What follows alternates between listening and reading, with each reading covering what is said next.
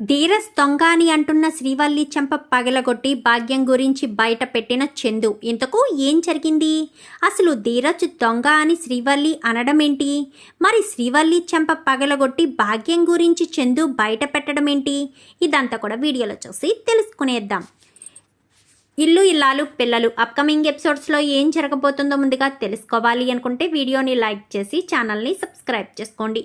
మొత్తం మీరు చూసుకున్నట్లయితే ఇంకా కామాక్షి తిమ్మిని బమ్మిని చేసి ఈ ఇంటికి వచ్చి ₹1,00,000 టెండర్ పెడుతుంది. కానీ రామరాజు కూతురు అలా అడిగేసరికి అల్లుడికి ఫోన్ చేసి మరీ వార్నింగ్ ఇచ్చి ₹1,00,000 మా అల్లుడి అకౌంట్కి ట్రాన్స్ఫర్ పెట్టమని చెప్పి మేనేజర్కి ఫోన్ చేసి చెప్తాడు. మీరే చేసుకోవచ్చు కదండి రామరాజు గారు అనగానే, నేను చిన్న చిన్న అమౌంట్లు చేయగలను కానీ అంత పెద్ద అమౌంట్ చేయలేను అని చెప్పి ₹1,00,000 ట్రాన్స్ఫర్ పెట్టేశానండి అని చెప్పనగానే, ఇంకెంత బ్యాలెన్స్ ఉందో చూసి చెప్పమని చెప్తాడు. అప్పటికే చందు కోసమని ధీరజ్ ఆల్రెడీ ₹1,00,000 రామరాజు ఫోన్ నుంచి తన ఫోన్కి పంపించుకున్నాడు కదా. సో ఆ విషయాన్ని అక్కడ రామరాజుకి చెప్తాడు. చెప్పేసేసరికి ఒక్కసారి రామరాజు షాక్ అయిపోతాడు. ఏంటి, నా అకౌంట్లో అంత తక్కువ ఉందా? బాగా చూసి చెప్పండి అనగానే, అవునండి, ఈ మధ్య మీ చిన్నబ్బాయి ధీరజ్కి కూడా ఫోన్పే చేశారు కదా అని చెప్పనేసరికి, ఏంటి, నేను ధీరజ్కి ₹1,00,000 ఫోన్పే చేశానా? ఎప్పుడు అని చెప్పాను కానీ పలానా రోజండి అని చెప్పనేసరికి, అవునా, సరే అండి అని చెప్పాను కానీ ఫోన్ పెట్టేస్తాడు. ఫోన్ పెట్టేసేసరికి, ఏమైంది నాన్న అని చెప్పాను కానీ, ఏమీ కాలేదులే, ₹1,00,000 అల్లుడికి పంపించేశాను, నువ్వు వెళ్ళు అని చెప్పాను కానీ వెళ్ళిపోతాడు. ఏంటి బాబా అలా ఉన్నావు, ధీరజ్ అని ఏదో అంటున్నావేంటి అనగానే, చిన్నోడు ఎక్కడున్నాడు రా అని చెప్పనేసరికి, అదే ఫుడ్ డెలివరీ కోసం వెళ్ళిపోయాడు కదా, సాయంత్రం వరకు రాడు అని చెప్పాను కానీ, అవునా, సర్లే అయితేని పద రైస్ మిల్ దగ్గరికి వెళ్దామని ఇద్దరు కూడా రైస్ మిల్ దగ్గరికి వెళ్ళిపోతారు. ఈ మాటలు కాస్త పక్క నుంచి శ్రీవల్లి వింటుంది. మామయ్య గారు ధీరజ్ గురించి ఎందుకు అడిగారు? బ్యాంకు మేనేజర్కి ఫోన్ చేసి అడిగిన తర్వాత ధీరజ్ గురించి అడగవలసిన పనేముంది అనుకుంటూ ఇంకా వల్లి ఉంటుంది. వల్లి ఉండేసరికి రామరాజు వెళ్తాడే కానీ అదే ఆలోచనలో ఉంటాడు. మిల్లుకి వచ్చినా కానీ రామరాజు అలా ఆలోచించేసరికి, ఏమైంది బావా, ఎందుకు అలా ఆలోచిస్తున్నావు? మేనేజర్కి ఫోన్ చేసినప్పటి నుంచి కూడా దేని గురించో ఆలోచిస్తున్నావు, పైగా ధీరజ్ని కూడా అడిగావు అని చెప్పనేసరికి, ఏమీ లేదు లేరా అని చెప్పాను కానీ, అయినా నాకెందుకు చెప్తావులే బావా, నేనేమన్నా నీ ఇంట్లో మనిషిలా ఉంటున్నానా ఏంటి అనగానే, అదేంటి అలా అంటావు, నిన్ను ఎప్పుడైనా పరాయి వాళ్ళ చూసానా? నా బిడ్డలతో పాటు నిన్ను అన్నాను, చనువుగా ఒక మాట అన్నాను అంటే నీ మీద నాకున్న చనువులు అలాంటిది కాబట్టి అన్నాను, అంతే తప్ప నిన్ను పరాయివాడిగా ఎందుకు అనుకుంటాను? ఏమీ లేదురా, ఇందాక బ్యాంక్ మేనేజర్కి ఫోన్ చేసినప్పుడు చందుకి నేను ₹1,00,000 ఫోన్పే చేసినట్టుగా, ధీరజ్కి నేను ₹1,00,000 ఫోన్పే చేసినట్టుగా ఉందన్నారు. అసలు ధీరజ్కి నేనెప్పుడు ₹1,00,000 ఫోన్పే చేశానో నాకు అర్థం కావట్లేదు అనగానే, మరి ఆ విషయం ధీరజ్ని అడిగేస్తే సరిపోతుంది కదా బావా అని చెప్పనేసరికి, అందుకే కదరా ధీరజ్ గురించి అడిగితే ధీరజ్ బయటికి వెళ్ళాడు అని చెప్పావు, ఇప్పుడు అంత ఇంపార్టెంట్గా ఫోన్ చేసి అడగవలసింది ఏముంది, ఇంటికి వస్తాడు కదా, ఇంటికి వచ్చాక అడుగుతాను అని చెప్పి ఇంకా వెంటనే, సర్లే అయితే సాయంత్రం అడిగి కనలే బావా అని చెప్పాను కానీ సరే అని పనులు చూసుకుంటారు. పనులు చూసుకునేసరికి ఎవరి పనుల్లో వాళ్ళు హడావుడిగా ఉంటారు. రామరాజుకు మాత్రం ఆ మాట ఆలోచన మనసులోంచి పోదు. అసలు ఎందుకు తీసుకున్నాడు, నాకు ఒక మాట కూడా చెప్పలేదు, నేను చందుకు ఫోన్పే చేయడమేంటి, నేను ఫోన్పే అంత పెద్ద అమౌంట్లు చేయను, పొరపాటుగా నేను చేశానా లేక వాడి తీసుకున్నాడా, పొరపాటుగా అలా ఎలా చేస్తాను, పైగా ఈ మధ్య నేను ఎవరికి అమౌంట్ కూడా ట్రాన్స్ఫర్ పెట్టలేదు కదా, మరి ఎవరు తీసుకుని ఉంటారు అని చెప్పి ఆలోచనలోనే ఉంటాడు.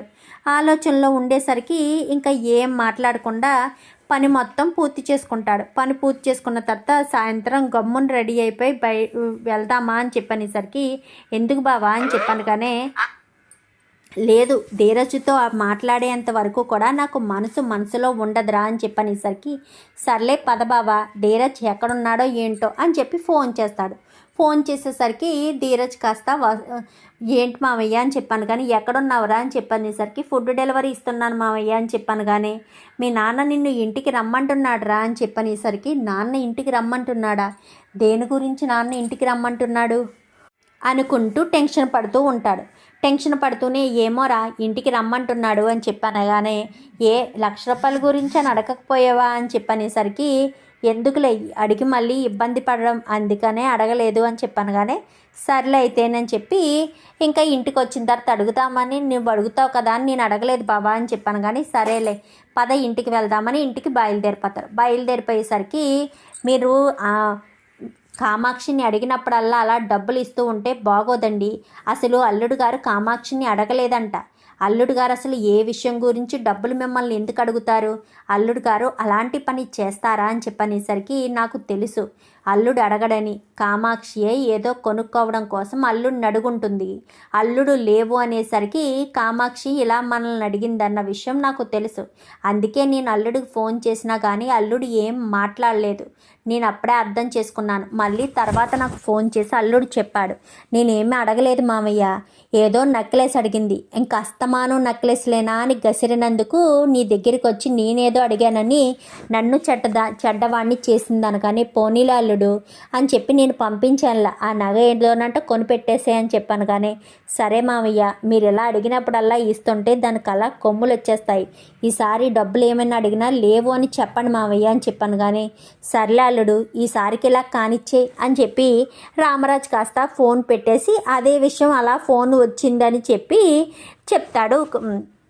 తనకైతే చెప్పేసరికి ఏదో మీరు ఎన్ని ఇలాగే గారాబం చేస్తారు, ఏదంటే అదే ఇచ్చేస్తున్నారు దానికి అని చెప్పాను. కానీ అది కాదు చిన్నోడు వచ్చాడా అని చెప్పనేసరికి చిన్నోడు రాలేదండి ఇంకాను అని చెప్పాను. కానీ యారా చిన్నోడికి ఫోన్ చేసావా అనగానే ఫోన్ చేశాను బావా వస్తున్నాను అన్నాడు అనగానే ఇప్పుడు చిన్నోడితో ఏం పని అనగానే తేల్చుకోవాల్సిన విషయం ఒకటి ఉంది అని చెప్పనేసరికి చిన్నోడు మళ్ళీ ఏం చేశాడు, ఈయన ఎందుకు తేల్చుకోవాల్సిన విషయం ఒకటి ఉంది అంటున్నారు, మళ్ళీ ఏం గొడవ జరుగుతుందో ఏంటో అనుకుంటూ టెన్షన్ పడుతూ ఉంటుంది. ఇంకా వేదవతి అయితే ఏమైంది అత్తయ్య అని చెప్పాను. కానీ ఏమోనే చిన్నోడు గురించి అడుగుతున్నారు మీ మావయ్య, చిన్నోడేమో బయటికి వెళ్ళాడు, చిన్నోడు మళ్ళీ ఏం చేశాడో, మీ మావయ్య దృష్టికి ఏమొచ్చిందో నాకంతా భయంగా ఉంది అని చెప్పాను. కానీ అలాంటిది ఏమీ ఉండదులే అత్తయ్య అని చెప్పనేసరికి ఇంక ఈ లోప అందరూ కూడా వచ్చేసేసరికి యారా చిన్నోడా అని చెప్పాను. కానీ ఏంటి నాన్న ఏమైంది అనగానే నువ్వు నా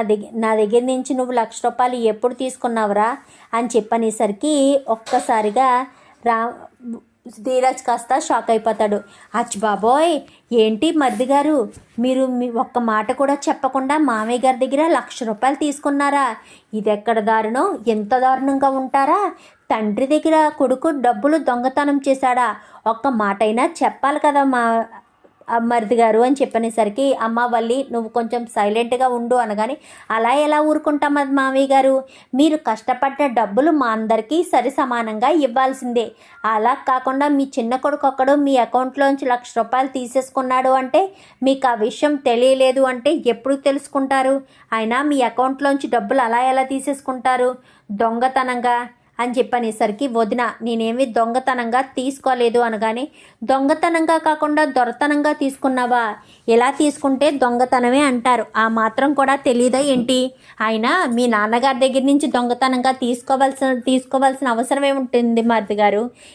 మీరు సంపాదిస్తున్నారు కదా, ఓహో మీ నాన్నగారికి డబ్బులు ఇవ్వాలి కాబట్టి మీరు సంపాదించకపోయినా ఇలా ₹1,00,000 తీసుకుని కొద్ది కొద్దిగా ఇలా ఇవ్వాలనుకుంటున్నారా? లేదంటే మీ భార్య కోసం ఏమన్నా కొనిపెట్టడానికి ₹1,00,000 మామయ్య గారికి చెప్పకుండా తీసుకున్నారా? అచ్చి బాబోయ్ ఇలాగే ఎన్ని డబ్బులు తీసుకున్నారో మామయ్య గారు ఇప్పుడు చూశారు కాబట్టి సరిపోయింది, లేదంటే ప్రతిసారి కూడా మామయ్య గారు 10,000 5,000 తీసుకుని ఉంటే మామయ్య గారు చూసుకునేవారు కాదేమో, ₹1,00,000 మాత్రమే మామయ్య గారు చూసుకున్నారు. ఏంటండి ఏం మాట్లాడరేంటి?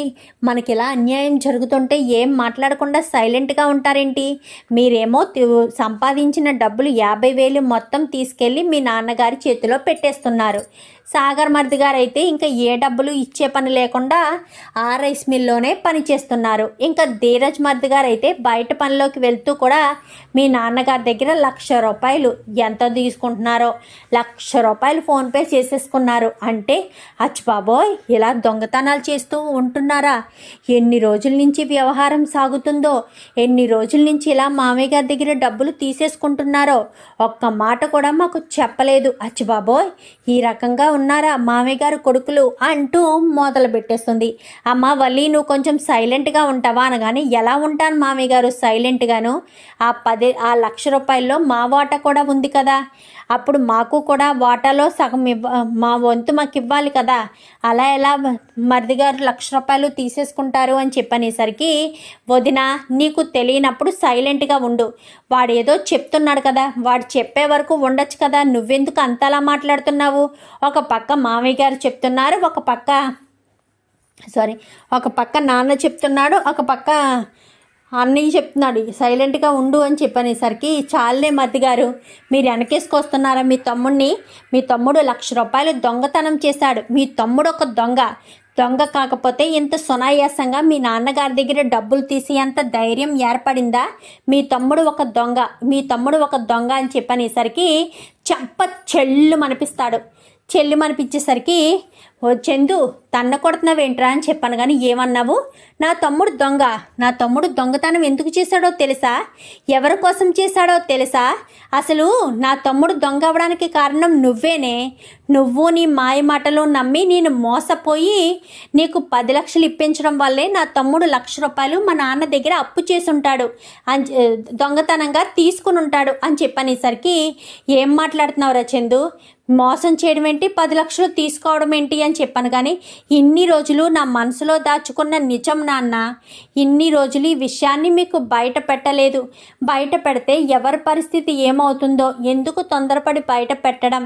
ఇంట్లో ఉండనిస్తారో, ఇంట్లోంచి బయటకు గెంటేస్తారో తెలిసి నా భార్య అవమానం పడితే చూస్తూ ఉండలేను కదా. తను నన్ను అవమానం చేసినా నేనైతే తనని అవమానించలేను కదా. అందుకోసమనే నోరు మూసుకుని చెప్పకుండా ఎంతకాలం ఉండిపోయాను అని చెప్పనేసరికి, అసలు ఏమైందిరా?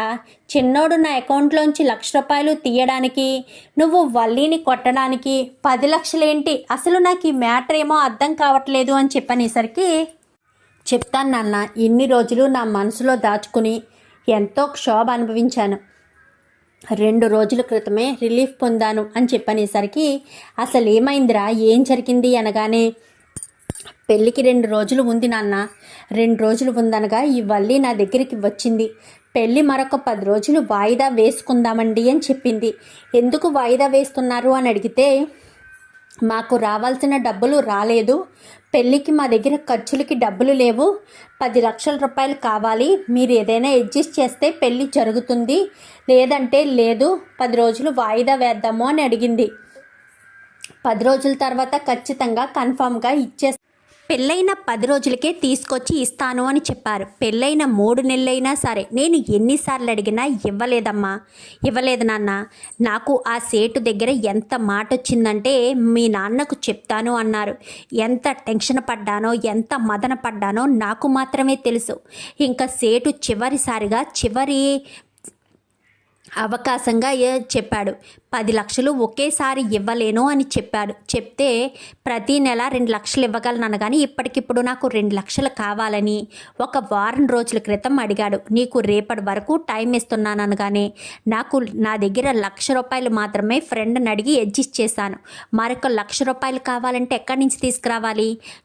కూడదు అంటే నీకు చెప్పేస్తారు. నీకు చెప్పేస్తే నీ ముందు నేను ఎంత తలదించుకోవాలి? నీకు చెప్పకుండా ఎప్పుడూ ఏ నిర్ణయం తీసుకోలేదు నా కొడుకు, అలాంటిది నా కొడుకు నిర్ణయం తీసుకున్నాడు, ఇంకా నా మాటకు విలువ లేదు అని నాన్న నన్ను ఎక్కడ తప్పుగా అర్థం చేసుకుంటాడోనన్న భయంతోనే చనిపోవడానికి కూడా సిద్ధపడ్డాను. అప్పుడే చిన్నోడు కాపాడి ఏమైందిరా అన్నయ్య, ఏం జరిగిందనేసరికి, నాకు అర్జెంటుగా 2 లక్షలు కావాలి అని చెప్పానే తప్ప నా ప్రాబ్లం ఇది అని వాడికి చెప్పలేదు. నా దగ్గర 1 లక్ష ఉంది, 1,00,000 రూపాయలు అడ్జస్ట్ చేయనగానే వాడు చేయలేడు, వాడికి చేత కాదు, వాడు ఎక్కడి నుంచి అడ్జస్ట్ చేస్తాడు? అయినా సరే అన్నయ్య బాధపడుతూ ఉంటే చూసి తట్టుకోలేక ఏదొకటి చేస్తాను అని నాకు చెప్పాడు.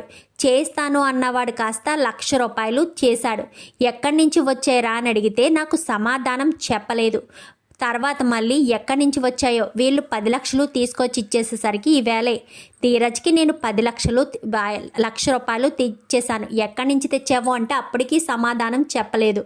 అందుకే ఈ ₹1,00,000 వాడి దగ్గరే ఉండే. అప్పుడు నాకు అర్థమైంది, ఇప్పుడు ₹1,00,000 కనిపించట్లేదు అనేసరికి చందు అయితే నాన్న దగ్గర నుంచే డబ్బులు తీసుకుని ఇచ్చుంటాడు అని చెప్పి అనుకున్నాను.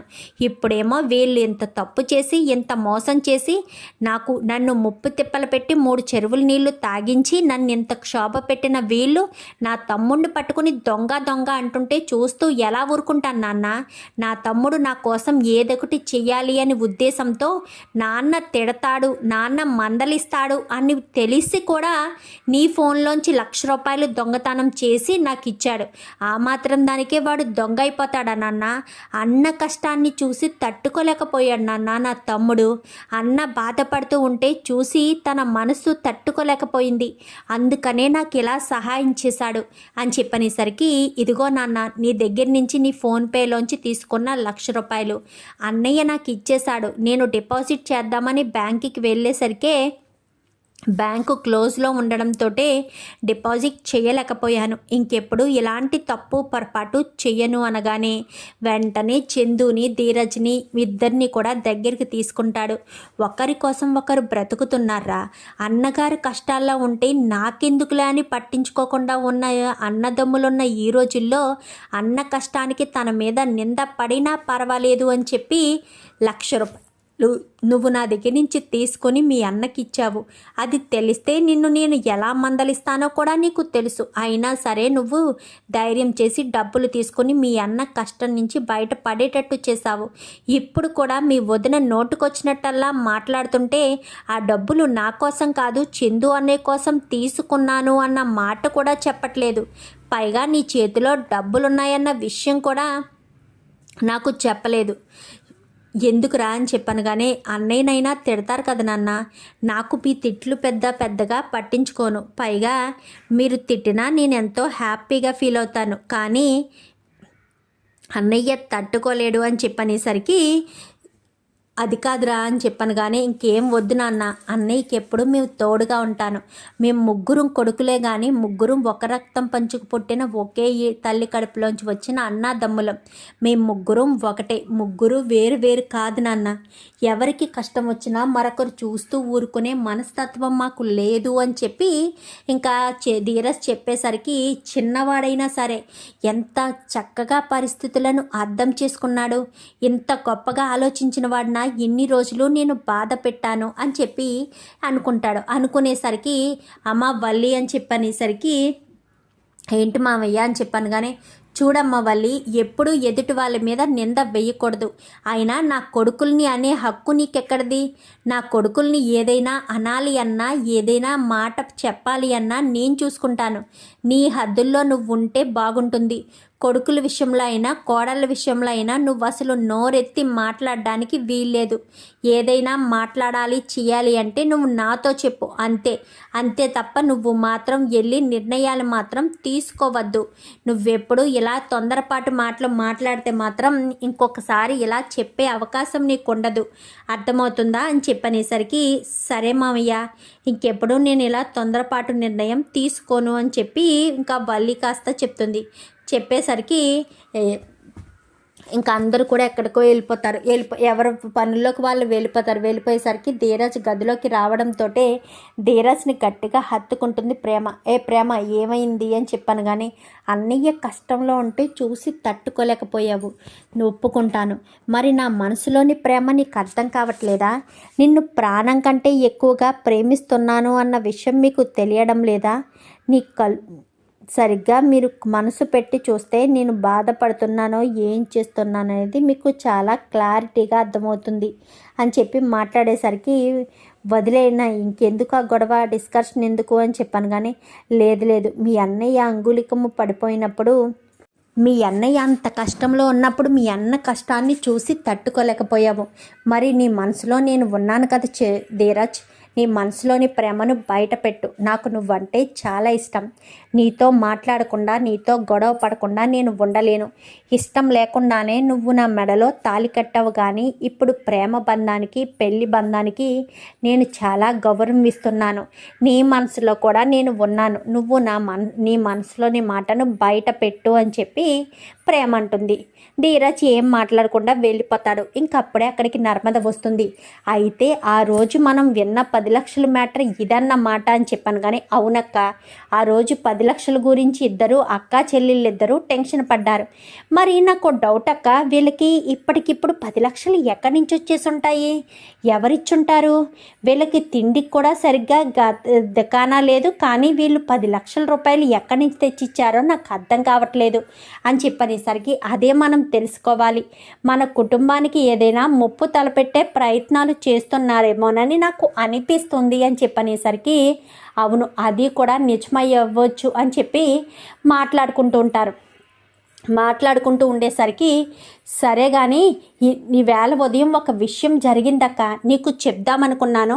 నువ్వు ఆఫీస్కి వెళ్ళిపోయావు కదా, ఫోన్ చేసి ఎందుకు డిస్టర్బ్ చేయడం, ఇంటికి వచ్చాకనే చెప్దాము అని చెప్పలేదు అనగాని ఏం జరిగింది అనగాని ఈరోజు వల్లి అక్క అమూల్యతో మాట్లాడింది. ఎలా మాట్లాడిందంటే అంటూ మొత్తం విషయం చెప్తుంది. ఏంటి, ఆ విశ్వ గురించి, మీ అన్నయ్య గురించి వల్లితో చెప్తుందా? వల్లితో చెప్పవలసిన అవసరం ఏముంది అనగానే అదే నాకు అర్థం కావట్లేదు అనగాని నాకు నువ్వు ఇప్పుడు ఇది అంటుంటే ఒక ఆలోచన వచ్చింది అనగాని ఏంటి అక్క అని చెప్పనేసరికి వీళ్ళకి ఇప్పటికిప్పుడు 10 లక్షలు రావడానికి కారణం మీ అత్తేమో అనుకుంటున్నాను. మన కుటుంబం మీద కక్ష తీర్చుకోవడం కోసం అమూల్య మీ అన్నయ్యని పెళ్లి చేసుకుంటే అమూల్య నా ఇంటికి కోడలుగా పంపిస్తే చిత్రహింసలు పెట్టి బాధ పెట్టాలని వాళ్ళు ప్లాన్ చేశారేమోనని నాకు అనిపిస్తుంది. అదే అయ్యుంటుంది ప్రేమ. అందుకే వీళ్ళకి 10 లక్షలు ఇచ్చి ఈ వల్లిని ఏమైనా సెట్ చేయమని చెప్పుంటారు. అమూల్య మనసులో మీ విశ్వ అన్నయ్య గురించి ఏదైనా మాట కలపమని, విశ్వ అన్నయ్య గురించి మంచి అభిప్రాయం వచ్చేటట్టు చేయమని ఉంటారు 10 లక్షలు ఇచ్చి. ఆ 10 లక్షలు కాస్త తీసుకొచ్చి చందుబాబు గారికి ఇచ్చి ప్రాబ్లంను సాల్వ్ చేసుకున్నారు. ఇప్పుడు దొరుకుతుంది కదా, ఏదో ఒక రోజు ఖచ్చితంగా దొరుకుతుంది. ఎదిరింటి వాళ్ళతో మాట్లాడుతూ దొరికితే చాలు. మామయ్య గారు ఇంకా వల్లి మీద పిచ్చ కోపంతో ఉంటారు. అప్పుడు ఉంటుంది వల్లికి ఫుల్లుగా అని చెప్పనేసరికి అవునక్క, నిజమే, వల్లి అక్కకి అలానే ఉండాలి. ఏదో ఒక రోజు ఖచ్చితంగా దొరుకుతుంది. ఈరోజు అమూల్యతో మాట్లాడుతూ మా అన్నయ్యకి సైగలు చేసినప్పుడు నేను చూశాను. రేపన్నా రోజున మాట్లాడుకుంటారు కదా, అది వీడియో తీసి మామయ్య గారికి చూపించామంటే అప్పుడు వల్లి అక్కకి మామయ్య గారి చేతిలో భలే ఉంటుందిలే అని చెప్పాను. కానీ అవును, ఖచ్చితంగా ఉండాలి. లేదంటే ఎదిరింటి వాళ్ళతో చేతులు కలిపి అమూల్య జీవితాన్ని నాశనం చేయడం ఏంటి? ఆ ఇంటి నుంచి వచ్చిన 2 ఆడవాళ్ళని ఇంట్లో దేవతల్లా చూస్తున్నారు. అదే ఈ ఇంటి నుంచి అమూల్యను గనక ఆ ఇంటికి పంపిస్తే అమూల్య జీవితం నాశనం అయిపోయినట్టే ప్రేమ అని చెప్పాను. కానీ అదే కదా నేనంటున్నాను. అసలే మా అత్త మా నాన్న చాలా కోపంగా ఉన్నారు. ఈ విశ్వగాడు మామూలుడా, కయ్యానికి కాలు దువ్వే రకం. ధీరజ్ని ఎన్నోసార్లు కొట్టబోయాడు. అలాంటిది అమూల్య విషయంలో వీడు ఇంత సాఫ్ట్గా ఉన్నాడంటే వీళ్ళిద్దరూ ఇంత పెద్ద ప్లాన్ చేసుంటారు. ఎట్టి పరిస్థితుల్లో వీళ్ళు ప్లాన్ వర్కౌట్ కాకూడదు. వల్లికి చుక్కలు చూపించాలి. ఎట్టి పరిస్థితుల్లో అమూల్య మనసు విశ్వాక్ మీదకి వెళ్ళకూడదు. అయినా అమూల్య విశ్వక్నే కాదు, ఎవరిని ప్రేమించదు, కరాఖండిగా చెప్పేసింది అనగానే ఏమో ఏ క్షణాన ప్రేమ పుడుతుందో ఎవరూ చెప్పలేరు కదా. ఏ క్షణాన పుట్టినా కానీ మనం మాత్రం చాలా జాగ్రత్తగా ఉండాలి. లేదంటే మాత్రం తన జీవితం నాశనం అయిపోతుంది ప్రేమ అని చెప్పాను. కానీ మనం ఉన్నాం కదక్క, ఎప్పటికప్పుడు గమనించుకుంటూ ఉంటే వల్లి అక్క వల్ల ఖచ్చితంగా అవ్వదు. బయట మాత్రం చూసుకోవాలి. నేను చూస్తాను. ఏదో ఒక సమయంలో తీసుకురావడం ఏదో ఒకటి చేస్తే కానీ ఇబ్బంది ఉండదు. లేదంటే మాత్రం చాలా పెద్ద ప్రాబ్లం వస్తుంది అని చెప్పనేసరికి ఈ విషయం ఒకసారి అత్తయ్యతో మాట్లాడితే బాగుంటుందేమో అని చెప్పాను. కానీ మనం కన్ఫర్మ్ చేసుకున్న తర్వాత అత్తయ్యతో అప్పుడు చెప్తాము. లేదంటే ఊరికి ముందే ఎందుకు, ఆవిడ అసలే తొందరపాటు ఎక్కువ, అసలే గడుసుదాన్ని అని తింగర పనులు చేస్తూ ఉంటుంది అని చెప్పనేసరికి అది నిజమే అక్క అని చెప్పి ఇద్దరు కూడా మాట్లాడుకుంటారు. మరి ధీరజ్ ఏ తప్పు చేయలేదని వల్లి బండారం బయటపడింది కాబట్టి మరి ఈ విషయంలో కూడా వల్లి గురించి వీళ్ళు తెలుసుకుంటారా? తెలుసుకుని విషయాన్ని బయట పెడితే రామరాజు వల్లి గురించి ఇంకా ఎలాంటి నిర్ణయం తీసుకుంటాడు? ఇదంతా కూడా రాబోయే ఎపిసోడ్స్లో చూసి తెలుసుకునేద్దాం. మా వీడియో కనుక మీకు నచ్చినట్లయితే వెంటనే లైక్ చేసి మా ఛానల్ని సబ్స్క్రైబ్ చేసుకోండి. Thank you for watching.